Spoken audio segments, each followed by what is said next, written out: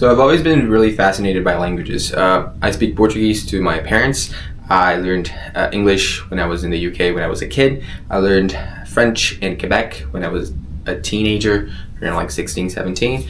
And I learned Italian when I was 22-ish in Italy. So it's not as if I were native in French or Italian especially. I definitely struggle with the languages. But I can know a conversation. I could talk to you in French for an hour or in Italian for an hour, kind of. Like, yeah, Italian is, I'm not that good in Italian. Obviously, the older you are when you learn a language, the worse you are at it. So, but yeah, I speak reasonably well 4 languages, sort of. And it's very cool. It's very cool to learn a lot of languages, and you start seeing things and patterns that you normally wouldn't see if you just know one language. One thing that's very interesting is in English, especially if I compare it to Portuguese, the view that like you have of money when you're speaking English is a little different, because you say like you make money instead of in Portuguese you win money. And yeah, also in English obviously there is you win money, but that's mostly when you're in a casino or a lottery or something. But you're making money because you have this idea of like you're creating wealth, and that's just a natural thing that is input in the English mindset, where you understand that you're making money, but that's actually something that you don't have in all other languages. In many languages, you just say you won money or you gained money. So you went to work, and at the end of the day, you gained or you won a certain amount of money. But there's not exactly this. You created wealth. You made that money. So that's definitely one difference. Another difference is even in terms of minimum wage. If you see minimum wage in a lot of countries in Europe, say minimum wage per month. In Brazil, it's also minimum wage per month. There's a lot of countries where minimum wage is monthly, and in most of the English-speaking world, minimum wage is actually a hourly thing, which is also very interesting because it gives you a bit more of a notion of earning money per hour. So even in that, the English-speaking people were very capitalistic in the sense of you put a certain amount of hours into work and then you get a certain amount out of that.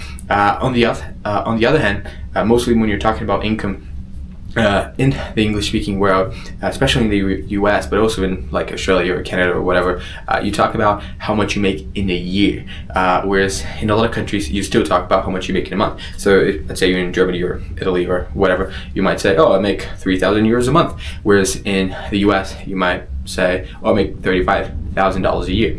And those are exactly, well, conversions apart, they're pretty much exactly the same answer, but they give you a different vibe. And I think that speaks to 2 things that are different in the English view of English speaking or Anglosphere view of money. The first is they kind of want to boast, because obviously saying you make 35,000 is much more impressive to saying you make 3,000, even though it's exactly the same thing. So if you think about it, I think there's a lot of boasting about money, which is true. I think English, especially America, obviously, but historically, America, England, Canada, they've been a lot more worried about making money. Like, it's more of a priority in their lives, especially compared to like Latino communities like Spain or Portugal or Italy or Latin America. So that's the first difference. The second difference, which is actually quite a positive, is that it opens, because it's all about mindset, right? I'm not trying to be a guru here, but if you say, oh, I make this amount in a year, you have a bit more of a flexibility on how you get that amount. Like if you're talking about how much you make a month, you're almost definitely on a salary. Whereas if you're talking about how much you make in a year, then you could actually have different ways of making money. You could actually have like a company that pays you every 3 months or every 6 months. You think a little more long term on the ways you're going to make money, which I personally think actually incentivize a bit more of an entrepreneurial kind of mindset. So that's definitely an interesting way to see it. A second difference that is 180 from this, now talking about the French language. French is a very fascinating language for many reasons. But in a particular reason for French being a fascinating language is the fact that French is a minority but still significant language in a lot of countries. So it's one of the 4 official languages and the second most spoken language in Switzerland. It's the second most spoken language or maybe even the most spoken language in Belgium, and it's also the second most spoken language in Canada. So they speak it in Quebec. So obviously it's very interesting because let's say you're trying to compare how people think. you could say, oh, America is this way and France is that way. So French people think that way because of the French language, and Americans think that way because of the English language. But it would be a very limited comparison because, well, not only do you have different languages, but you also have different political systems, and you also have different geographies and different locations and different histories. So when you have with the French language, what you have with it is you have a language that shares a border, like that shares a culture and a political system with other languages, and so you can compare the effect of language in a much more isolated way. Now, this is not a study. I'm not referencing anything specific. It's not like truth be told, this is definitely like the truth or anything, but it is an observation. I lived in France for a bit, a couple months last year. Lived in Canada for a bit, in Quebec, in the French-speaking part, obviously. I've never lived in Switzerland or Belgium, but I have family in the French part of Switzerland, and I have visited Belgium. And one thing that's very interesting is that in Switzerland, Belgium, and Canada, the French-speaking parts, they're normally poorer than the average. So the French-speaking Switzerland, for example, is on average poorer than the German-speaking Switzerland. They normally pay more taxes. They're normally more progressive. Now, Quebec is a bit of an exception in the sense of it had historically a lot of conservative Catholics, and it has a bit of a nationalistic movement, which could be considered conservative. But in terms of practical policy, it's actually pretty progressive.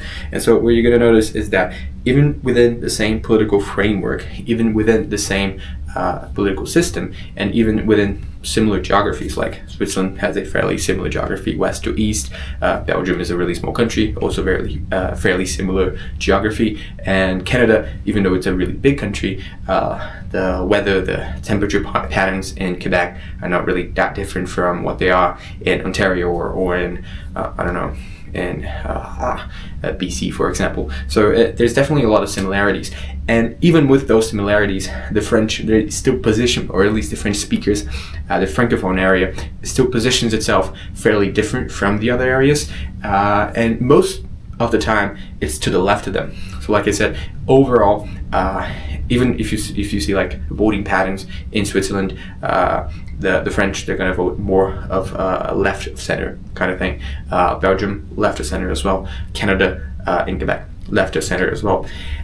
For the 100th time, it's not a judgment. It's good, it's bad, it's interesting, it's not interesting. Actually, it is. It's a judgment that is interesting. I'm not judging it politically. I'm only judging it from a phenomena perspective. Because if those countries share, like I said, the same culture, same history, same border, same obviously they're within the same border, they share the same political system, and yet on average the Francophone population votes differently in a statistically significant way to other speaking populations, you might start to wonder, well, is there something in the French language itself that is determining or influencing the way that those people think? And my answer to that is, yeah, it could be. Just like the English language influences the way you think about money, it tends you towards a more make money, create wealth, entrepreneurial kind of vibe, kind of mentality. I believe that maybe the French language tilts you toward a bit of a more collectivist, progressive kind of way. Now, to be fair, a lot of the postmodernist thinkers that influence a lot of our time, like Foucault, for example, they're actually, or Derrida, or Pierre Bourdieu, they're all French. So to what point is it that they originated in French-speaking countries because, or actually only in France, in French-speaking culture, because French-speaking culture was more prone to that, and in what point the French-speaking culture is more prone to that because they're French thinkers and they originated in France. So it's kind of hard. It's kind of like a chicken before the egg, or egg before the chicken kind of scenario. But it's definitely interesting to think about. If you have more language differences on not just like words, but on actually the way that certain languages tend to push you towards thinking about phenomena and thinking about the world and positioning and structuring the world, I would love to hear about it. If you have a particular opinion about those two main arguments I made, the one about the English language in relation to money and the one about the French language in relation to politics, I would also love to hear you talk about that. Again, I am not positioning myself in favor or against any of those things. I am just noticing them from my travels, from my experiences across the world, across languages, across Europe, North America, South America, Australia, where I live right now. So I would love to hear you guys comment, and then I'll probably answer to your comment if you're nice and you have something to say. All right, see you guys around.